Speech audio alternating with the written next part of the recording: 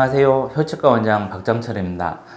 오늘 제가 보여드릴 증례는요, 발치화부 전술에 대한 증례인데요. 제가 저번에도 한번 발치화부 전술에 대한 증례들을 한번 보여드린 적이 있었는데요. 저번하고는 좀 다른 방식의 발치화부 전술을 하게 되었습니다. 증례를 보시면서 잠깐 이야기 드리도록 하겠습니다. 환자분은 60세 되신 여자 환자분이시고요.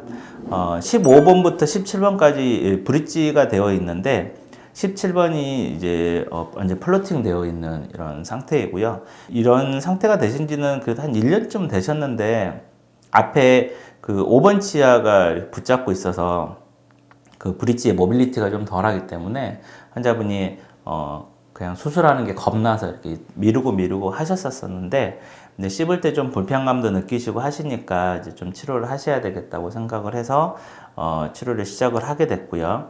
그래서 치료 계획은 15번부터 17번까지 연결이 되어 있는 이 브릿지 중에서 이 판역 부분에서 이렇게 절단을 해서 17번 치아만 발치를 하고 15번 치아는 뭐 나중에 다시 크라운을 하는 방향으로 이렇게 치료 계획을 결정을 하였습니다. 임플란트를 바로 심으려면은 앞쪽에 좀 붙여서 심는다든지 해가지고 심을 수도 있을 것 같기는 한데, 그래도 좋은 포지션의 임플란트를 좀 심어야 하는 거를 좀 생각을 한다 하면은 17번짜리 발치화부 전술을 좀 시행을 해서 전체적인 본 밸런스 뿐만이 아니라 그 상실된 치조골을 좀 회복을 해주는 게 나중에 임플란트의 롱지비티나 아니면은 티슈 밸런스 측면에서 생각을 했을 때 훨씬 더 유리할 거라고 판단을 해서 발치화부 전술은 시행을 하기로 했고요. 수술 전에 CT 사진입니다. 이 디펙트가 굉장히 큰데요. 흡수되어 있는 전체적인 모습은 굉장히 커 보이지만 그나마 저희가 좀 치료를 하면서 그래도 많이 어렵지 않을 것 같다라고 생각하는 부분은, 첫 번째는 팔라탈 월이 이렇게 인택트하게 살아있다라는 거, 제법 두꺼운 팔라탈 월이 이렇게 버티고 있다라는 거, 이거는 나중에 제가 그라프트를 했을 때 좀 좋은 그 지지대의 역할을 좀 해줄 수 있고요. 박칼 쪽에 이렇게 일부 이 좀 소실되어 있는 부분은 있지만 이게 완전히 이 전체 여기서부터 여기까지 이렇게 전체적으로 다 이렇게 흡수되어 있지는 않더라고요. 그래서 부분적으로만 이렇게 좀 수직적 버칼 쪽에는 수직적 흡수를 보이고 있어서 이게 발치화부 전술을 할 때 생각보다 많이 눈에 보이는 디펙트보다는 시술 자체가 굉장히 어렵지는 않을 것 같다는 생각을 했었거든요. 그 다음에 또 이렇게 디펙트가 굉장히 크게, 어쨌든 염증 때문에 이렇게 결손이 굉장히 큰 경우에 있어서는 나중에 그 이라텍 힐링이라고 그래서 한 4, 5개월 지나서 임플란트 심으려고 봤는데 뼈가 전혀 채워지지 않는, 우리가 원치 않는 그런 형태의 힐링을 보일 수도 있기 때문에 일단 발치화부 전술을 하는 거가 더 유리할 거라고 이렇게 생각을 하게 됐고요.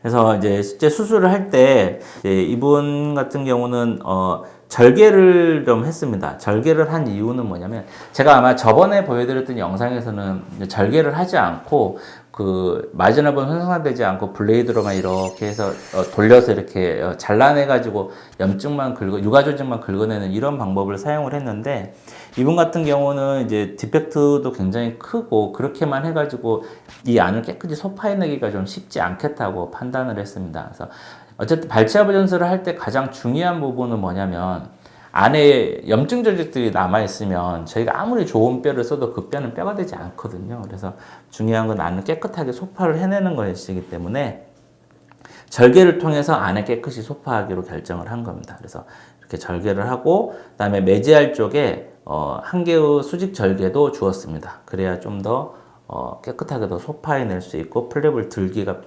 박리해내기가 좀 편하기 때문에 이렇게 안에 이렇게 플랩을 박리를 하는 걸 통해서 염증 조직들을 깨끗하게 다 제거를 했고요. 그다음에 이제 여기에 어떤 뼈를 적용을 할까에 대해서, 이식제를 적용할까에 대해서 고민을 좀 했었는데요. 일단은 디펙트가 큰 곳에 그 이종골만 이렇게 넣는 경우에는 아무래도 재생되는 뼈의 양이 좀 부족할 것 같기 때문에 좀 신생골의 재생이 좀 유리한 부분이 있는 동전골을 좀 사용을 하기로 했고요. 그다음에 생각보다 앞에 잠깐 얘기 드렸지만 그 벽들이 팔라탈 월이나 벽할 쪽의 벽들이 이렇게 사진 보시는 것처럼 이 부분하고 이런 부분에는 두껍게 벽화볼들이 좀 남아져 있거든요. 이런 부분들은 아마 멤브레인 이렇게 적용해주면 공간 유지도 잘 해주고 하기 때문에 저는 재생이 강한 쪽에 뼈를 좀 사용하는 거가 좋겠다라는 판단을 해서 동전골을 적용을 했고요. 그 다음에 이 위에는 이종골 에어스 콜라겐을 적용했습니다. 에어스 콜라겐을 적용한 건 아무래도 이 디펙트는 결국은 이제 오픈 힐링이 될 거고요. 그래서 이 연조직 치유나 이런 부분에서 좀 도움이 되고, 그 다음에 이종골을 통해 샌드위치 테크닉의 어떤 개념으로 해서 디펙트의 볼륨도 좀 유지해보고 싶은 마음이 있어서 이렇게 동전골과 에어스 콜라겐을 같이 적용을 했고, 이 위에 어스맨 소프트 멤브레인을 적용을 하였습니다. 멤브레인을 여기에 꼭 적용을 해야 되느냐 하지 않아도 되느냐에 대해서는 고민이 있을 수 있을 것 같은데요. 저는 그래도 그냥 디펙트의 멤브레인을 좀 적용을 하는 게 그래도 좀 더 유리한 부분이 있을 것 같아서 최근에 에어스 콜라겐 사용할 때는 멤브레인을 잘 안 쓰기도 하는데요. 그래서 멤브레인을 좀 적용하는 게 낫지 않을까.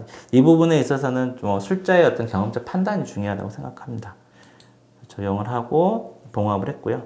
봉합은 이거 이제 굳이 막 프라이머리 클로저를 하겠다라는 생각으로 막 그 릴링 인시전에서 막 당기고 이렇게까지 할 필요는 없는 것 같아요.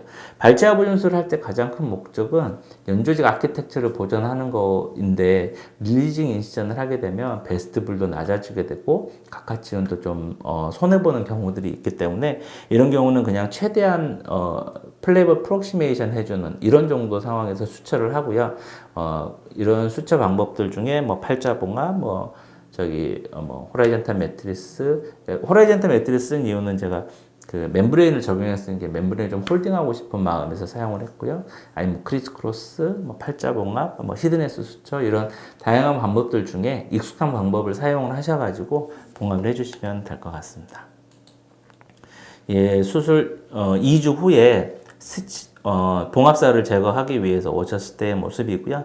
약간 이 안쪽에 이렇게 하얗게 좀 그렇게 깨끗하게 보이지 않는 죽은 듯 산 듯한 이런 모습들을 보이는데 아마 대부분 다 4주 정도 되면 연조직이 어느 정도 채워지고 8주 정도 되면은 상당히 연조직 치유는 깨끗하게 이루어지는 것 같습니다.